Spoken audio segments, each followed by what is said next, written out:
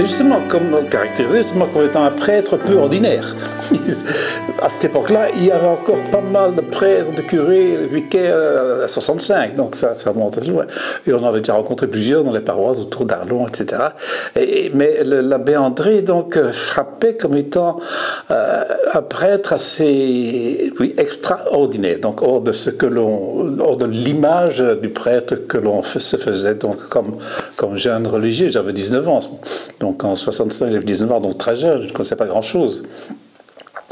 Et voilà, extraordinaire comme ça, dans sa manière de faire, sa manière de vivre, dans son type de travail. Nous ne connaissions que les prêtres de paroisse, on fait des paroisses autour d'Arlon que nous visitions. Et tandis que lui, c'était un prêtre, très nettement un prêtre d'ailleurs, mais qui dirigeait une maison, donc le château de Montmel, pour personnes donc marginalisées ou en situation illégale, en fait, toutes sortes de gaillards assez durs et rudes, et bon, des semi-brigands, de sortie de prison souvent d'ailleurs aussi. Et ça, c'était déjà extraordinaire en soi, une découverte quoi, pour nous autres novices. La plupart nous venions de milieux catholiques traditionnels et plutôt bourgeois. Et alors, c'était, voilà, la première image, avant d'y aller, voilà l'image que j'en avais, et qui s'est confirmée d'ailleurs, durant ce mois de juillet 1965, oui.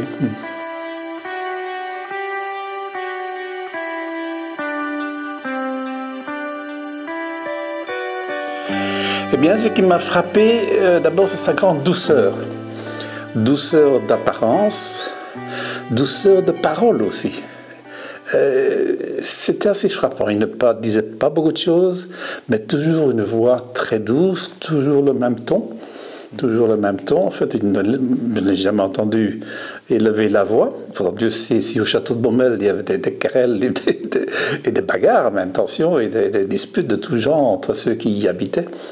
Et quand il intervenait, il n'osait même pas le ton, il était là, et il parlait, il disait ce qu'il avait à dire, et ça impressionnait rien que ça. Et c'est vrai que, oui, cela impressionnait, oui. Pas de discours, pas d'homélie, mais des paroles toujours douces, mais fortes, ça c'est vrai, oui.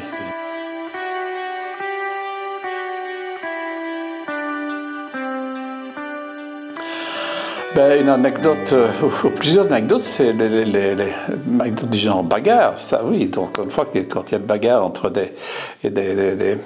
parmi ces anciens détenus, ça arrivait assez. Évidemment, il était interdit de boire sur place, mais ça ne veut pas dire qu'on ne le faisait pas. Et donc, parfois, évidemment, ça tournait à bagarre, et alors, quoi, il arrivait. Son sens précis, il se présentait toujours en soutane, il était une figure très austère en plus, en soutane noire, donc bien forcément. Et sa simple présence calmait les choses. C'est ça qui m'impressionnait chaque fois. Donc il impressionnait certaines fois ces gaillards très très durs qui certainement connaissaient la vie. Sa présence impressionnait comme homme de Dieu, je dirais. Oui. Oui, quand je pense à lui, eh bien,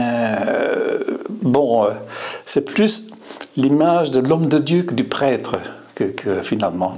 Parce que l'image du prêtre que nous avions à cette époque-là, c'est plutôt l'image de l'homme des rites, de celui qui célèbre la messe, le sacrement et toutes sortes de rites religieux. Chez lui, il y avait ça aussi. Mais forcément, ce n'est pas au château de l'Horloge qu'il célébrait. Il célébrait la messe dans une petite chapelle là-bas derrière son bureau. Mais ce n'est pas tellement ça qui frappait. Mais il transparaissait comme étant homme de Dieu, même pour ces gars-là qui d'ailleurs n'étaient pas tous chrétiens non plus. Donc il transparaissait comme étant homme de Dieu. Et ça, automatiquement, ça forçait le respect. Et c'est ça qui me frappait. Une anecdote du côté particulier, c'est que tous les soirs, il nous invitait, ça oui, pour les deux novices, pour un peu faire le briefing, donc sur la journée, ce qui s'était passé, avec une orval. Et ça, c'est le seul luxe que je lui connaissais. Dans son bureau, il n'y avait pas de chambre, il dormait, il avait un fauteuil dans son bureau, et il dormait la nuit. Il dormait dans son fauteuil, dans son bureau, là, une annexe du château de l'Horloge, une petite pièce donc du château de l'Horloge. un bureau et un fauteuil. Et alors, nous étions invités là et ils nous offraient une Orval tous les soirs. Anecdote, pourquoi? Parce que c'est là que j'ai connu la bière d'Orval, finalement. Ah oui.